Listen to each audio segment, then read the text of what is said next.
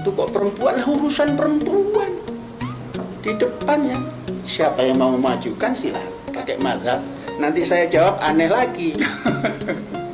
Mazhab saya mazhab Bung Karno. Soekarno ini kan tokoh politik ya, tapi memang ada unsur keagamaan yang kuat. Jadi saya rasa ini jangan sampai justru nanti menyesatkan anak-anak muda kita.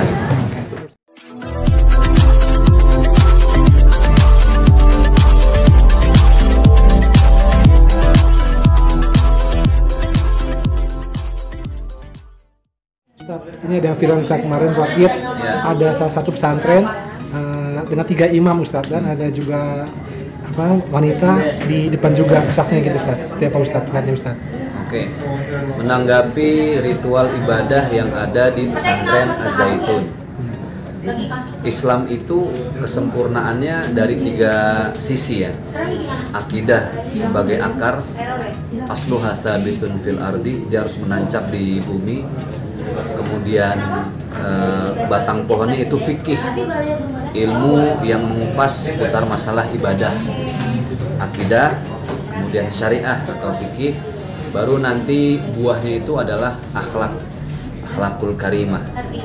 Jadi kesempurnaan pohon agama itu akar, batang pohon, buah, akidah, syariah, dan akhlakul karimah. Nah, orang nggak bisa cuma belajar akidah tanpa mendalami ibadah, akhirnya setengah matang, kulitnya doang gitu. Kenapa sih kita harus belajar fikih? Ya kan jelas runutan sejarahnya. Contoh, baginda Rasulullah Shallallahu Alaihi Wasallam bersabda, "Shollu kama ra'aitumuni usolli." Sholatlah, kata Rasul, sebagaimana aku melaksanakan sholat.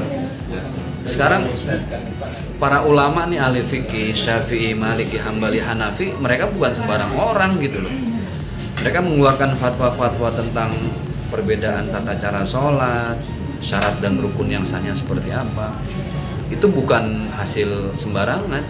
Jadi kalau ada orang yang bilang sholatnya pakai mazhab Soekarno, waduh, mohon maaf, saya yakin Soekarno pun nggak punya mazhab.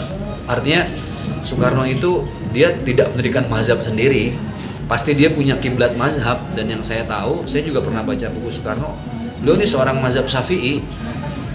Jadi ketika dibilang saya sholat berdasarkan mazhab Soekarno, Soekarno pun tidak bermazhab pada diri sendiri, dia ada panutan mazhabnya. Jadi ngaco menurut saya gitu loh. Ya ini sih nggak harus dibahas dengan ilmu, cukup ditanggepin, kemudian ya kita kritisi bersama. Ya kalau saya nggak ada apa-apanya ya, terutama tapi buat teman-teman di MUI, sesepuh ayahanda kita di MUI, kalau bisa memang ini harus diluruskan. Jangan sampai nanti pemahaman dan paradigma yang seperti ini ada mazhab Soekarno jadi kemana-mana gitu. Khawatir, apalagi kan bisa merusak dan meracuni cara berpikir keagamaan anak-anak mudanya. Ustaz, saya sebagai orang awam Ustaz ya, emang ada berapa mazhab Ustaz di luar 4 itu, ada nggak mazhab lain lagi? Ada beberapa mazhab lain, tapi yang paling umum yang 4 mazhab ini, apalagi di kita kan yang paling dominan itu mazhab Syafi'i. Sekarang gini, ada satu hukum namanya urf. Urf itu hukum paling rendah. Urf itu artinya pandangan dan penilaian masyarakat.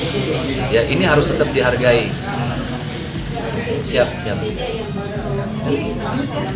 Misalnya saya sholat tuh nggak pakai sarung, nggak pakai celana panjang, pakai celana pendek di bawah dengkul, terus pakai kaos kutang doang. Sah nggak secara mazhab? Sah. Tapi kan nggak sah di mata masyarakat. Ini Ustadz nggak ada adab, ini nggak ada etikanya. Itu sampai pandangan masyarakat pun buat kita yang beriman harus kita hargai. Jadi nggak bisa tuh jalan sendiri sesuai maunya kita. Jadi ya sholat ya harus sesuai dengan yang dicontohkan Rasulullah dan dikaji secara tuntas oleh 4 mazhab tadi.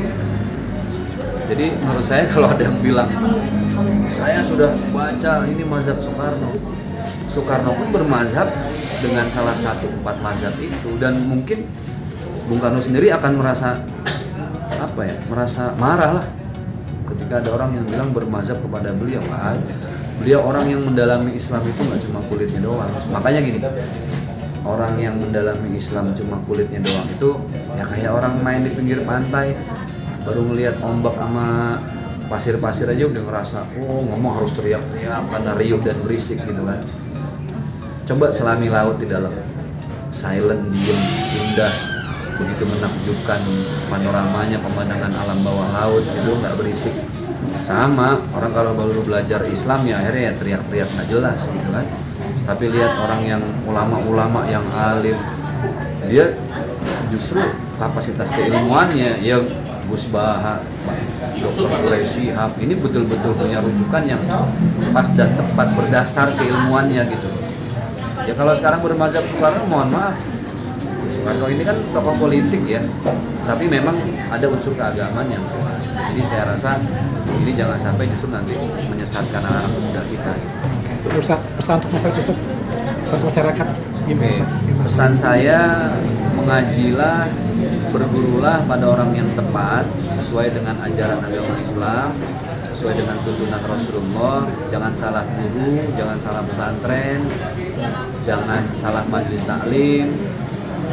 Saya khawatir kayak zaman saya dulu masih di pesantren, kita disuruh memuliakan imam dalam satu komunitas tertentu, tapi malah durhaka sama orang tua. Nggak ada sholat imam sampai 3, padahal semua mazhab sepakat ya namanya imam satu, itu pun harus laki-laki, kan itu ar-rijalu qawwamuna 'alan nisa, contohnya sudah ada.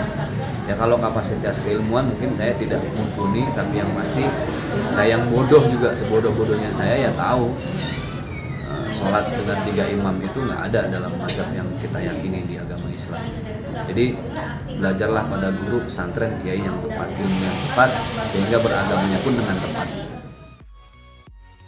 Jangan lupa ya di subscribe dan nyalakan lonceng notifikasinya.